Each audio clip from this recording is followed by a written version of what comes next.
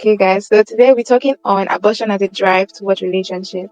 So before we dive into the questions, as we all know, as Christians, abortion is not something that is pleasing to God because abortion is almost the same thing, or if not the same thing, as murder, because that's just taking the life of an unborn child.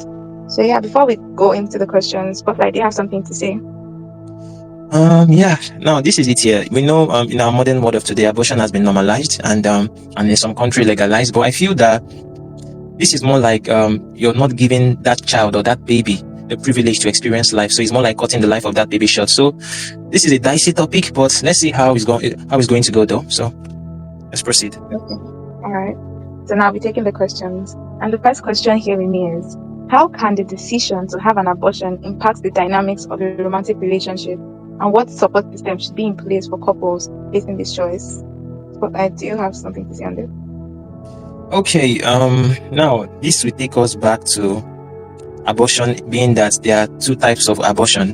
And oyin, have you seen cases whereby a woman is having issue with giving birth, and they ask a question that one of the either the wife is saved or the baby is saved. They need to make a choice, okay?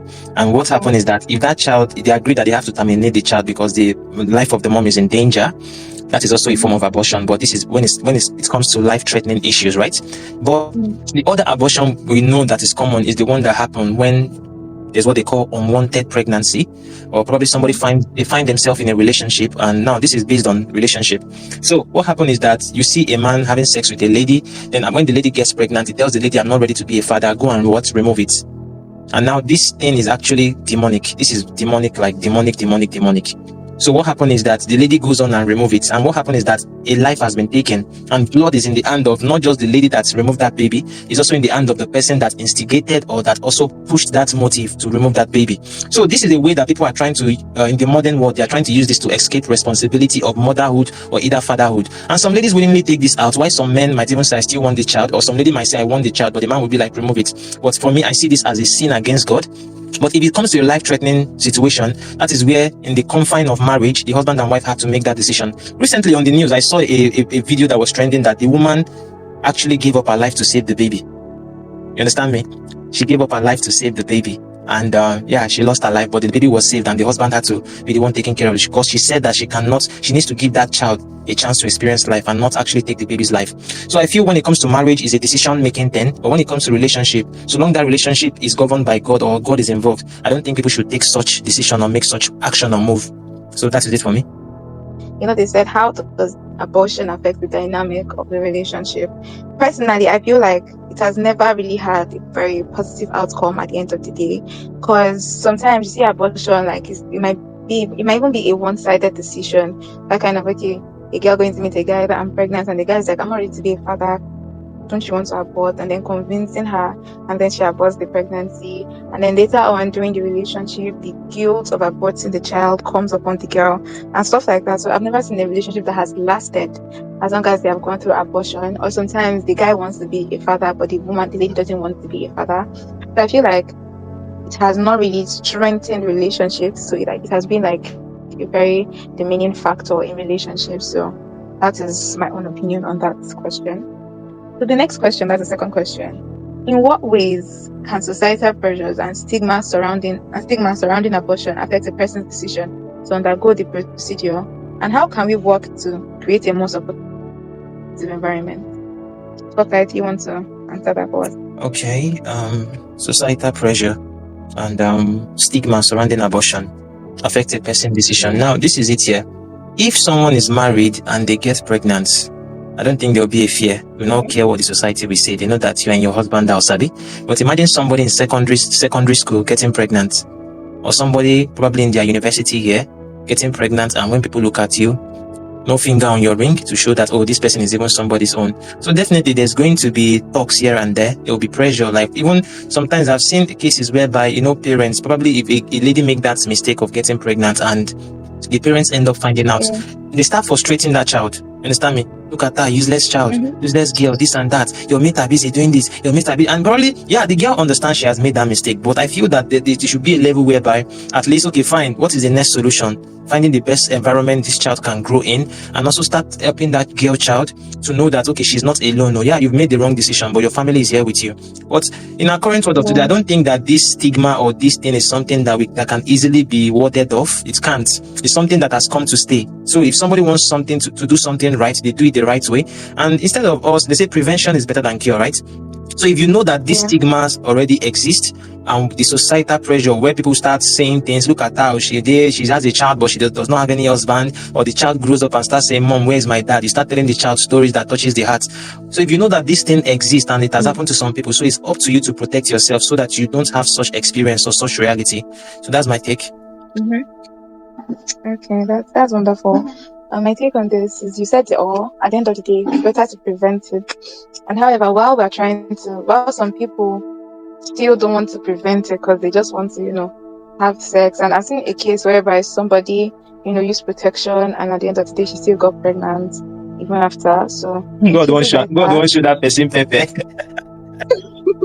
because maybe my roommate always says like, she cannot have sex before marriage because she feels like the day she wants to try, doesn't God know He wants to punish her.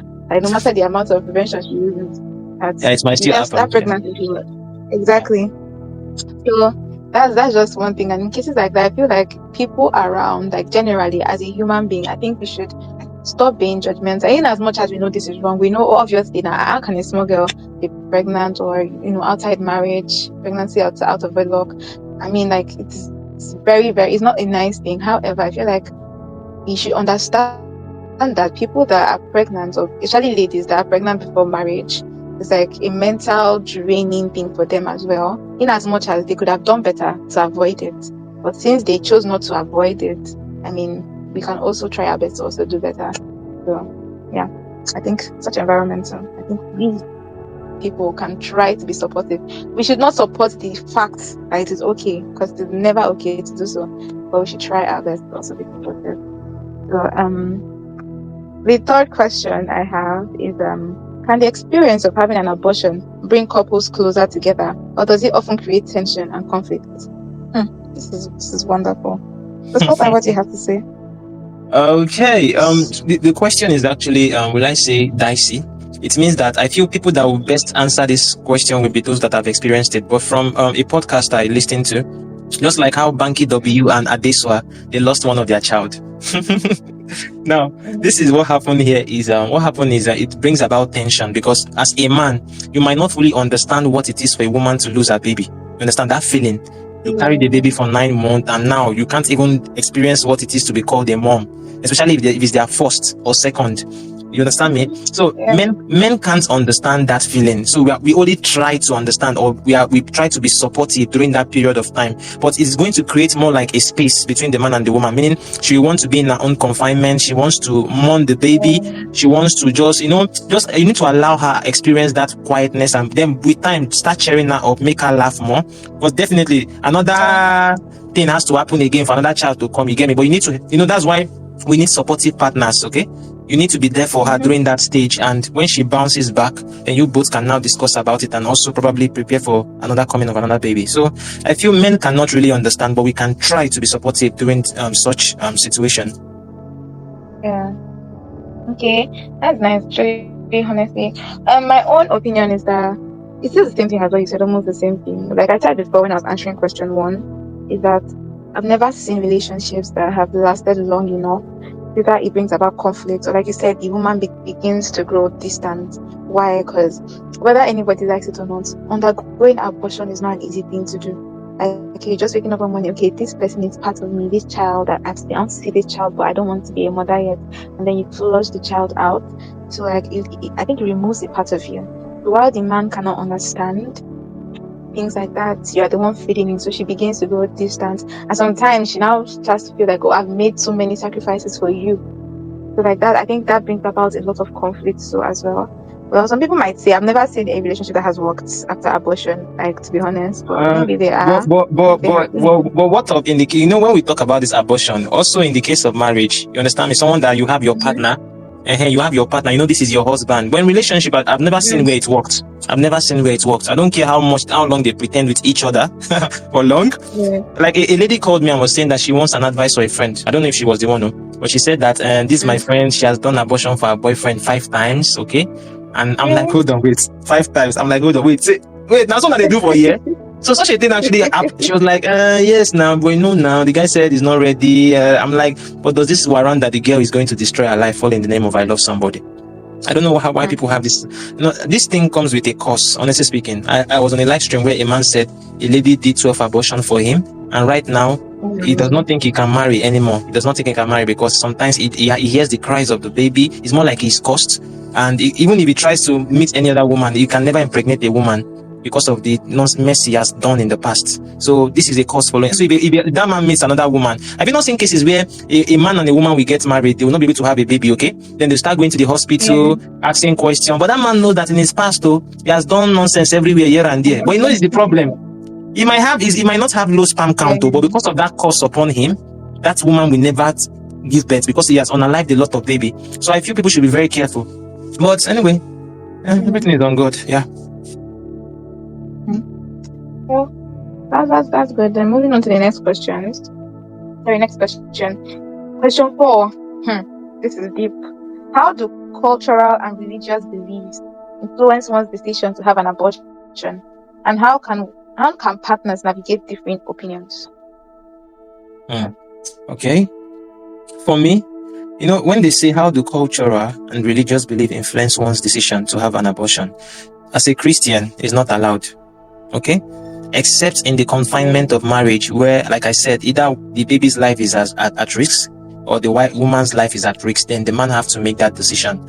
But you understand me? It's better for me to save the woman because the woman can still always give birth more. But allowing the baby to take the mom along with him or her is not allowed, though. But when it comes to other religion, I'm speaking from the perspective of a Christian, but when it comes to other religion, I don't know how theirs is, okay? But I'm speaking from the perspective of, now when it comes to cultural, I don't think, even in my culture, people still disobey the law given by God. So if there's a law that is being, will I say, given to the people by the culture itself, some people still go against it. They do abortion in secret, you get me?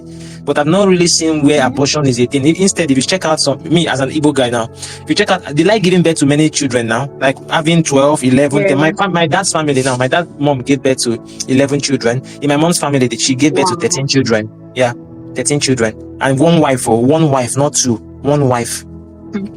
That's in the Igbo. But some people, they have other, like, marry more than one wife, but some people just love giving birth to children because to them they see children as blessing, you get me? If not because of how materialistic the world has become and how people are always fighting to earn money and all. There's nothing bad about having a family, having a farmland, you get me?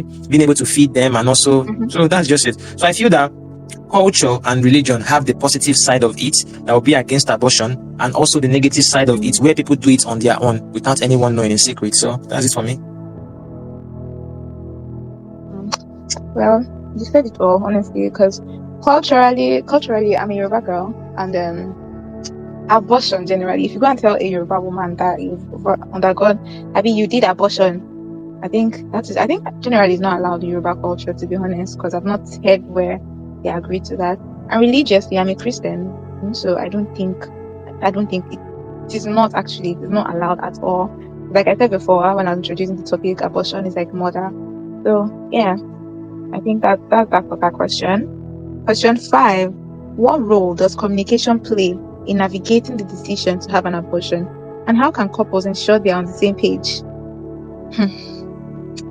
Well, this particular question, I said something, I don't know, one of the questions, not actually one of the questions.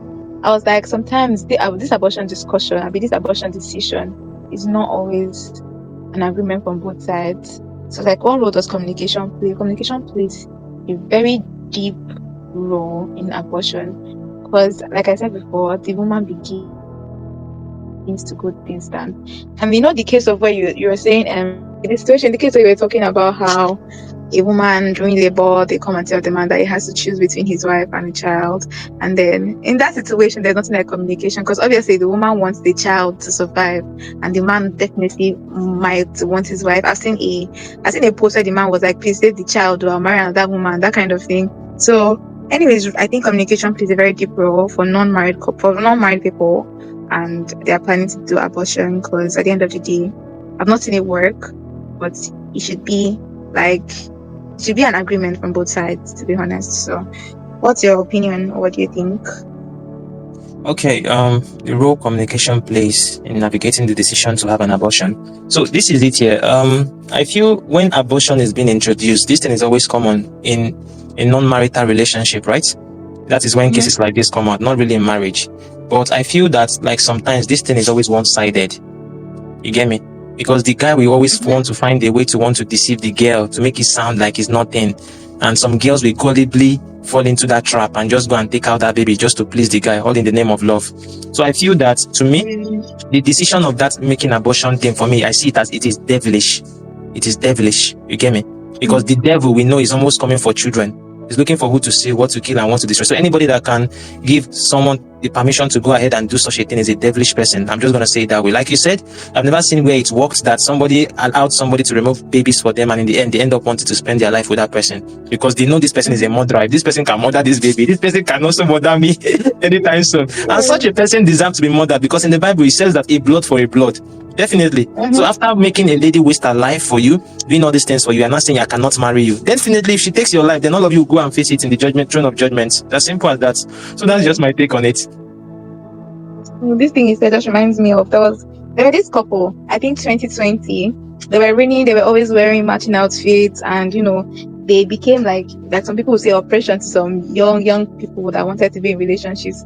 I think they were the one that even started this matching outfits of a thing. So and then I think when they broke up finally, I think later in the year 2020 or early 2021, her chat and his chat, that their conversations were just going around, and she was like, I've had abortions for you, like 7 abortions, and you're telling me you cannot marry me. And the guy's response was, I cannot marry a woman that does not have a womb. And I said, Jesus. Wow.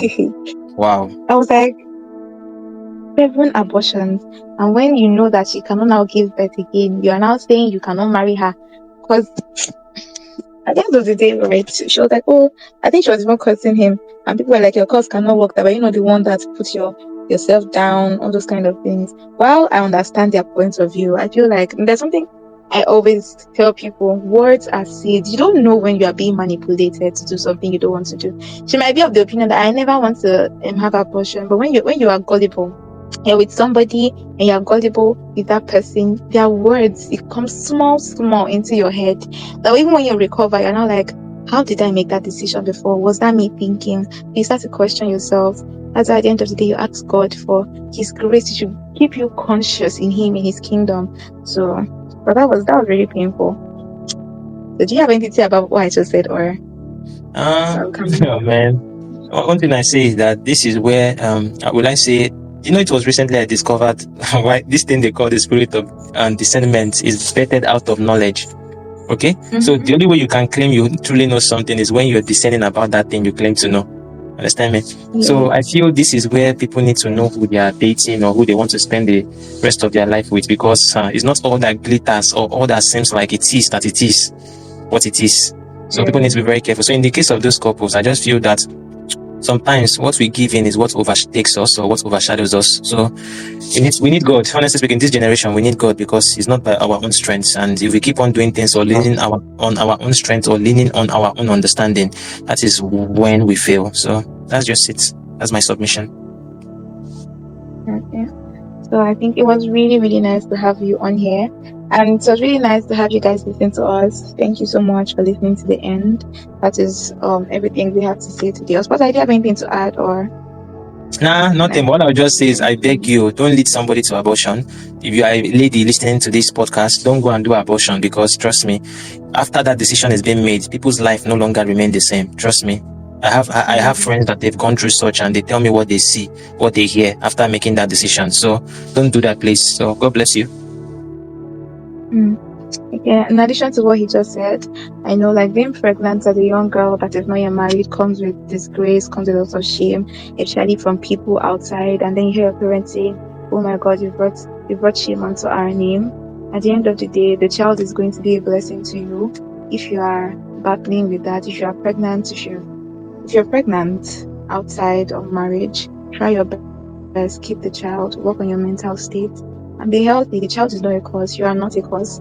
Like, it was a mistake. Even if you could have prevented it, it was a mistake, and let it go. Don't ever make the child feel like the child was a mistake, and don't kill yourself on top of it. Because even if you remove the baby, at the end of it, like he said, there are consequences to it, and the consequences is a very, very hard one. Sometimes it's just being, excuse me, it's being barren for years. Sometimes it affects you mentally. You don't even want to have a child again.